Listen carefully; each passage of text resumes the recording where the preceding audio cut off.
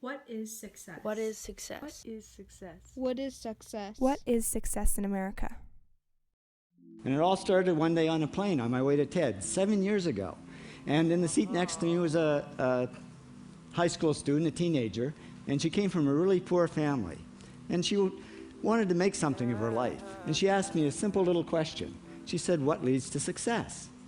And I felt really badly because I couldn't give her a good answer.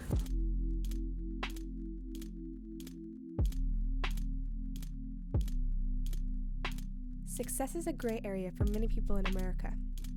Is it defined by how much money you have, or is it defined by your emotions?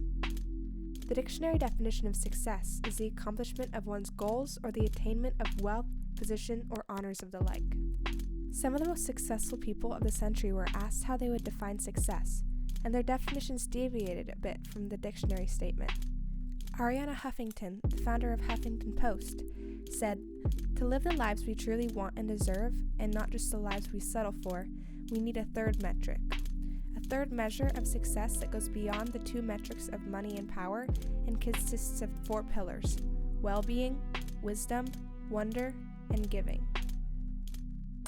American poet Maya Angelou said, "Success is liking yourself, liking what you're doing, and liking how you do it." I also had the opportunity to ask people what their personal definitions of success were. Success to me means having a lot of money and having a house and a good job. I would define success mostly by being happy with what you're doing, but also being able to live comfortably. Success means accomplishing whatever the individual sets out to accomplish. Something that I realized is that your personal goals in life dictate your idea of success. Someone who is trying to get a good paying job and a nice house will have a very different idea of success than someone looking to become an artist, actor, or musician. I got to speak with Dylan Jacobson, a country singer with the single in the top 45 charts. His idea of success differed a lot. Success to me, being out on the road, you play for a lot of people and just going out there and people loving your music and appreciating you and just getting out there and playing. Just being able to do music for a living, I feel like that's success these days. I think the most successful person is probably Bill Gates because he's the richest person. I would say my parents.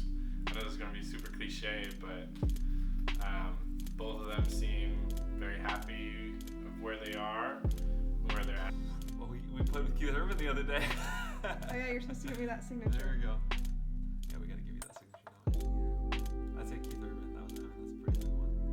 I would have to say that it was my father, who was a United States federal judge, and he was the only Republican who was appointed by John Fitzgerald Kennedy in 1962. At a TED Talk a few years back, a man named Paul Piff said, "As a person's level of wealth increases, their feelings of compassion and empathy go down, and their feelings of entitlement, of a deservingness, and their ideology of self-interest increases." I was curious as to whether people would think that success came with emotional value or more of a monetary value. I believe it comes from both in some aspects, because there's some people that are very successful but not happy, and then there's some people that aren't defined as successful but are very happy. I think success in America is more about money. I think it's either or. I think there are a lot of people who are incredibly successful who may never make a lot of money or receive a lot of financial reward, and yet they're very successful people. The last question that I asked my interviewees was whether they thought that success was accessible by everyone in the United States, no matter their social or economic standing. Yes and no. I think that's a tricky question. I honestly believe that anyone who works hard enough can probably accomplish their goals, but I do think that for some people, they are initially set up with more obstacles than others, thus requiring more work than others.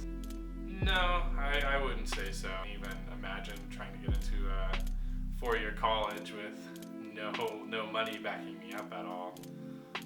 I think everyone in America does have equal opportunities because we all can go to school and apply to colleges and get the same jobs.